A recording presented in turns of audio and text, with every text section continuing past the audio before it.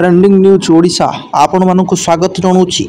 आज 16 सेप्टेम्बर 2024 आज किसी गुरुत्वपूर्ण खबर जहां सामना को आसुची लेटेस्ट खबर जानापी आम चैनल सब्सक्राइब और लाइक कर दियंतु। चलतु नजर पकाइबा आज बड़ खबर उपर। कोरोनार नुआ भारिएंट संक्रमण 4 वर्ष तले सारा विश्व में महामारी सृष्टि करथिबा कोरोना भाइरस एक नुआ भारिएंट XEC चिन्हट होईची। गत जून मासरे प्रथम यह जर्मनी चिन्हट होइतिला।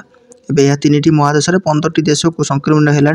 कोविड नुआ भारिएंट द्रुत संरक्षण और ए मृत्युहार अपेक्षाकृत अधिक बोली विशेषज्ञ माने कहते। नुआ स्ट्रेन XEC केस 1.1 और KP 3.3 भारिएंट हाइब्रिड बोली कहुच्छी। आगामी दिन में यह जटिल परिस्थिति सृष्टि करें विशेषज्ञ माने आशंका व्यक्त करछंती। अमेरिकार एवं अन्य द्रुत गति संक्रमित होची बोली जना पड़ुची। यार लक्षण अन्य साधारण कोविड-19 समान बोली कहना जाइछि। परवर्ती मुख्य खबर भंगा हाथ में खेलिले नीरज। 2 थर ओलंपिक्स पदक विजेता नीरज चोप्रा भंगा हाथ में डायमंड लीग्र सीजन फाइनाल में अंशग्रहण करछंती। रविवार अनुष्ठित फाइनाल में नीरज द्वितीय स्थान रही यूरोपीय पदक विजयी होते। अभ्यास समय नीरज बाम हाथ भांगी जाता। हाथर जंत्रणा सत्वे नीरज 87.86 मीटर दूर को थ्रो करते। सोमवार अभ्यास समय नीरज हाथ में मेटाकार्पल फ्रैक्चर होता। 26 वर्षीय नीरज निज सोशल मीडिया यह खबर शेयर करते। शनिवार अनुष्ठित फाइनाल नीरज मात्र 0.1 सेंटीमीटर आगर रही ग्रेनेडार पीटर्स आंडरसन स्वर्ण पदक जीति क्रमागत द्वितीय थर पर नीरज यूरोपीय पदक विजयी कहते।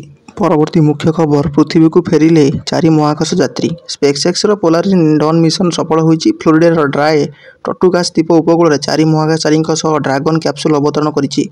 महाकाशरू फेरिया बेले घंटा प्रति 27,000 किलोमीटर बेगर ड्रागन कैप्सूल पृथ्वीर वायुमंडल को प्रवेश करथिला। अवतरण समय महाकाशयानर गति मंथर हो जाता। यार बेग को आहुरी मंथन करने पाराच्यूट खोल जाता और यह समुद्र अवतरण करथिला। यह मिशन अनेक ऐतिहासिक माइलखुंट स्थापन करिछि। मुख्य खबर वैष्णव संपत्ति 131.93 लाख कोटी। इतिमध्य एनडीए सरकार सामिल समस्त मंत्री 2023-24 वर्षर स्थावर और अस्थावर संपत्ति विवरणी को सार्वजनीन कर ओडिशा प्रतिनिधित्व करुवा केंद्र रेल मंत्री अश्विनी वैष्णव, केंद्र आदिवासी व्यापार मंत्री जुएल ओराम और केंद्र शिक्षा मंत्री धर्मेंद्र प्रधान संपत्ति विवरणी रही। 3 केंद्र मंत्री मध्य सर्वाधिक संपत्ति अश्विनी रही। 2022-23 संपत्ति 118 कोटी 28 लाख 21,180 टंका थिबा बेले यह 11.56% वृद्धि पाई 2023-24 131 कोटी 93 लाख 13,803 टंकार पहुंची। अश्विनी पत्नी सुनीता वैष्णव मोट संपत्ति परिमाण 168 कोटी 44 लाख 95,344 टंका विवरणी में उल्लेख रही। परवर्ती मुख्य खबर खाइबा तेल दर 20 टंका बढ़िला। देशर पार्वण आरंभ हो जाइछि। लोकों भीतर विभिन्न सामग्रीर चाहिदा वृद्धि पाइछि। एभली स्थिति केंद्र सरकार पारामलिन सूर्यमुखी और सोयाबीन तेल उपर आमदानी शुल्क बढ़ाई ग्राहकों उपर बोझ उपर नलिता बिड़ा लदी देइछंती। आमदानी शुल्क वृद्धिर प्रभाव साधारण खाउटी उपर सीधासलख पड़ी। शुल्क वृद्धि फल भुवनेश्वर खुचुरा बजार विभिन्न खाइबा तेल दर 20 टंका वृद्धि घटी। दिनक तले सोरिष तेल दर लिटर पिछा 140 टंका थिबा बेले आज यह 160 टंकार बिक्री होउची।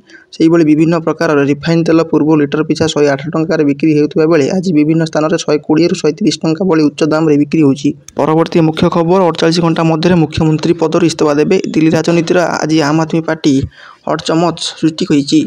जमीन मिलबार 2 दिन पर दिल्ली मुख्यमंत्री अरविंद केजरीवाल आज अपराह्न अनुष्ठित दलीय बैठक में मुख्यमंत्री पदर इस्तीफा देवा घोषणा करिसेंती। केजरीवाल कहते 2 दिन मध्य मुख्यमंत्री पदर इस्तीफा देवी। जनसाधारण से राय घोषणा न करिया पर्यंत मु आ मुख्यमंत्री आसन में बसबी नहीं। दिल्ली में निर्वाचन को आउ किछि मास बाकी थिबा बेले केजरीवाल यही घोषणा दिल्ली राजनीति को उष्म करिछि। केजरीवाल कहते अदालत मते न्याय मिली एवं लोकों कोर्टरू न्याय मिलवा लोकों निर्देश पर ही मु मुख्यमंत्री आसन में बसबी। बैठक में केजरीवाल आगुआ निर्वाचन कराइबा प्रस्ताव रखी कहते मु दिल्लीवासी को पचारिबा चाहूँगी जे केजरीवाल निर्दोष ना दोषी। जदि मो लोकों काम करिछि तेबे मोते वोट दियंतु बोली से कहते। परवर्ती मुख्य खबर 6 घंटा विलंबर बातिल है मुंबई दोहा इंडिगो विमान। मुंबई दोहा जाउथुबा इंडिगो विमान आज 6 घंटा विलंबर बातिल होइतिबारु यात्री माने घोर हटार सम्मुखीन होइछंती। विमान पाखापाखि 300 यात्री थिबा बेले सेमानक विमान 5 घंटा अपेक्षा करियाको पड़िछि। इंडिगो विमान 6E1303 भोर 3:55 रे उड़ान रवि भरिथिला। यात्री माने बसिया पर विमानटी प्राय 6 घंटा धरी विमान बंदर में छिड़ा होइतिला। यात्री माने पाखापाखि 5 घंटा धरी विमान भितर बसी रहिबा को बाध्य होइतिले। यापर से अवतरण करने को अनुमति दि जाता। अनेक यात्री अभियोग कर दीर्घ अपेक्षार रही लोक से खाद्यपेय ବ୍ୟବସ୍ଥା ହୋଇନଥିଲା। ରିପୋର୍ଟ ଅନୁଯାୟୀ ଯାତ୍ରୀଙ୍କ କ୍ରୋଧ ବଢ଼ିବା ପରେ ମେମ୍ବରମାନେ ସେମାନଙ୍କୁ ବିମାନରୁ ଓହ୍ଲାଇବାକୁ ଅନୁମତି ଦେଇଥିଲେ। ଏହାପରେ ସେମାନଙ୍କୁ ଇମିଗ୍ରେସନ୍ ୱେଟିଂ ଏରିଆକୁ ନିଆଯାଇଥିଲା। ବୈଷୟିକ ତ୍ରୁଟି ଯୋଗୁଁ ବିମାନକୁ ବାତିଲ କରାଯାଇଥିବା ଇଣ୍ଡିଗୋ ପକ୍ଷରୁ କୁହାଯାଇଛି। ପରବର୍ତ୍ତୀ ମୁଖ୍ୟ ଖବର, ରାହୁଲ ଗାନ୍ଧୀ ଦେଶର 1 ନମ୍ବର ଆତଙ୍କବାଦୀ। କଂଗ୍ରେସ ସାଂସଦ ରାହୁଲ ଗାନ୍ଧୀ ଦେଶର 1 ନମ୍ବର ଆତଙ୍କବାଦୀ ବୋଲି କେନ୍ଦ୍ରମନ୍ତ୍ରୀ ରବନୀତ ବିଟ୍ଟୁ କହିଛନ୍ତି। କେନ୍ଦ୍ରମନ୍ତ୍ରୀଙ୍କ ଏଭଳି ମନ୍ତବ୍ୟ ସମ୍ପ୍ରତି ବିଭିନ୍ନ ସାମାଜିକ ଗଣମାଧ୍ୟମରେ ଚର୍ଚ୍ଚାର ପ୍ରସଙ୍ଗ ପାଲଟିଛି। ଆମେରିକାରେ ଭାରତର ସୀମାକୁ ଅସୁରକ୍ଷିତ ବୋଲି ଦର୍ଶାଇବା ଓ ଏହାକୁ ଖଲିସ୍ତାନୀ ଆତଙ୍କବାଦୀ ସଂଗଠନ ପକ୍ଷରୁ ସମର୍ଥନ କରାଯିବା ଘଟଣାରେ କେନ୍ଦ୍ରମନ୍ତ୍ରୀ ବିଜୁ ସମାଲୋଚନା କରି କହିଛନ୍ତି, ରାହୁଲଙ୍କୁ ଧରିବା ପାଇଁ ପୁରସ୍କାର ଘୋଷଣା କରାଯିବା କଥା।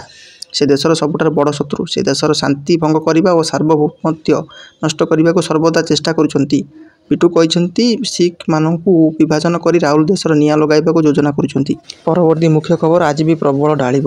ଗାଙ୍ଗେୟ ପଶ୍ଚିମବଙ୍ଗ ଉପରେ ସୃଷ୍ଟି ହୋଇଥିବା ତୀବ୍ର ଅବପାତ ଆଜି ପଶ୍ଚିମ ଉତ୍ତର ପଶ୍ଚିମ ଦିଗରେ ମୁହାଁଉଛି। ଆସନ୍ତାକାଲି ଯାଏଁ ଏହାର ତୀବ୍ରତା ବଜାୟ ରହିବ। ତେବେ ଏହାର ପ୍ରଭାବରେ ରାଜ୍ୟର କିଛି ସ୍ଥାନରେ ପ୍ରବଳ ବର୍ଷା ହୋଇପାରେ ବୋଲି ଆଞ୍ଚଳିକ ପାଣିପାଗ ବିଭାଗ ପୂର୍ବାନୁମାନ କରିଛି। ସୋମବାର ସୁନ୍ଦରଗଡ଼, ଝାରସୁଗୁଡ଼ା ପ୍ରବଳ ବର୍ଷା ହୋଇପାରେ। ବର୍ଷା ଆଶଙ୍କା ଥିବାରୁ ସବୁ ଜିଲ୍ଲାକୁ ସତର୍କ କରାଯାଇଛି। ସ୍ୱତନ୍ତ୍ର ରିଲିଫ କମିଶନର ଏସ୍ଆର୍ସି ସୋମବାର କେନ୍ଦୁଝର, ସୁନ୍ଦରଗଡ଼, ସମ୍ବଲପୁର, ବରଗଡ଼, ସୋନପୁର, ବୌଦ୍ଧ ଓ ଅନୁଗୁଳରେ ପ୍ରବଳ ବର୍ଷା ହୋଇପାରେ। ଏସବୁ ଜିଲ୍ଲାରେ କିଛି ସ୍ଥାନରେ 70ରୁ 110 ମିମି ପର୍ଯ୍ୟନ୍ତ ବର୍ଷା ହୋଇପାରେ ବୋଲି ପାଣିପାଗ ବିଭାଗ ଆକଳନ କରିଛି। ଏହିପରି ସମସ୍ତ ବଡ଼ ଖବର ଜାଣି ଆଗରେ ରହିବା ପାଇଁ ଚ୍ୟାନେଲଟିକୁ ସବସ୍କ୍ରାଇବ୍ କରିନିଅନ୍ତୁ।